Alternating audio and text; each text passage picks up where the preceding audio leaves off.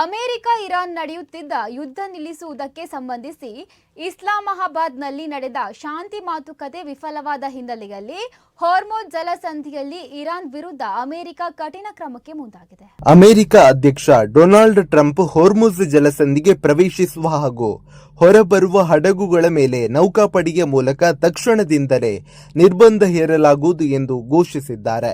ಇಸ್ಲಾಮಾಬಾದ್ನಲ್ಲಿ ನಡೆದ 21 ಗಂಟೆಗಳ ಮಾತುಕತೆ ಫಲಕಾರಿಯಾಗದೆ ಮುಕ್ತಾಯಗೊಂಡಿದ್ದು 2 ವಾರಗಳ ನಾಜೂಕಿನ ಯುದ್ಧ ವಿರಾಮದ ಭವಿಷ್ಯ ಅನಿಶ್ಚಿತವಾಗಿದೆ.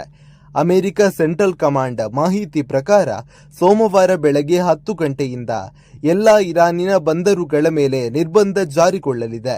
ಎಲ್ಲ ರಾಷ್ಟ್ರಗಳ ಹಡಗುಗಳಿಗೆ ಸಮಾನವಾಗಿ ಈ ನಿರ್ಬಂಧ ಅನ್ವಯವಾಗಲಿದ್ದು, ಇರಾನ್ ಹೊರಗಿನ ಬಂದರುಗಳ ನಡುವೆ ಸಂಚರಿಸುವ ಹಡಗುಗಳಿಗೆ ಮಾತ್ರ ಹಾರ್ಮುಜ್ ಜಲಸಂಧಿ ಮೂಲಕ ಸಂಚಾರಕ್ಕೆ ಅವಕಾಶ ನೀಡಲಾಗುವುದು ಎಂದು ತಿಳಿಸಿದೆ.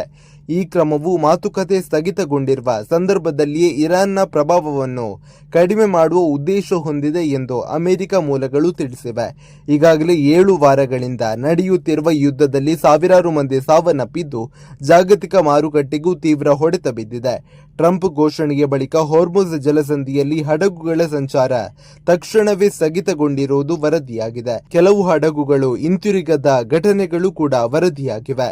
ಇದಕ್ಕೆ ಪ್ರತಿಕ್ರಿಯಿಸಿರುವ ಇರಾನ್ ರೆವಲ್ಯೂಷನರಿ ಗಾರ್ಡ್ ನೌಕಾಪಡೆ ಹಾರ್ಮುಜ್ ಜಲಸಂಧಿಯ ಮೇಲೆ ಸಂಪೂರ್ಣ ನಿಯಂತ್ರಣ ನಮ್ಮಲ್ಲಿ ಇದೆ ಎಂದು ಹೇಳಿ ಸೈನಿಕ ಹಡಗುಗಳು ಸಮೀಪಿಸಿದ್ರೆ ತೀವ್ರ ಪ್ರತಿಕ್ರಿಯೆ ನೀಡುವುದಾಗಿ ಎಚ್ಚರಿಕೆ ನೀಡಿದೆ. ಆದರೆ ಸೈನಿಕೇತರ ಹಡಗುಗಳಿಗೆ ಸಂಚಾರ ಮುಂದುವರಿಯುತ್ತದೆ ಎಂದು ತಿಳಿಸಿದೆ.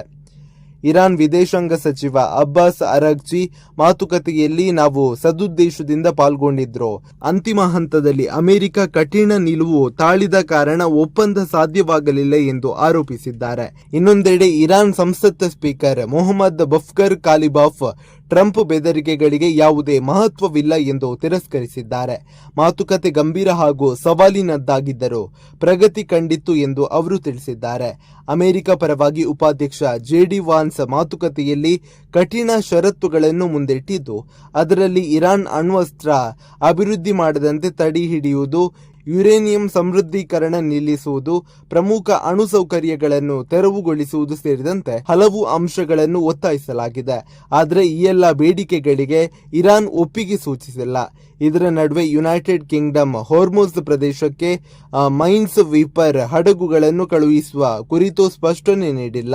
ಆದರೂ ಭವಿಷ್ಯದಲ್ಲಿ ಜಲಸಂಧಿಯಲ್ಲಿ ಹಡಗುಗಳ ಮುಕ್ತ ಸಂಚಾರ ಪುನರ್ಸ್ಥಾಪನೆಗೆ ಅಂತಾರಾಷ್ಟ್ರೀಯ ಮಟ್ಟದಲ್ಲಿ ಸಮನ್ವಯ ಪ್ರಯತ್ನಗಳು ಮುಂದುವರಿಯಲಿವೆ ಎಂದು ತಿಳಿದು ಬಂದಿದೆ.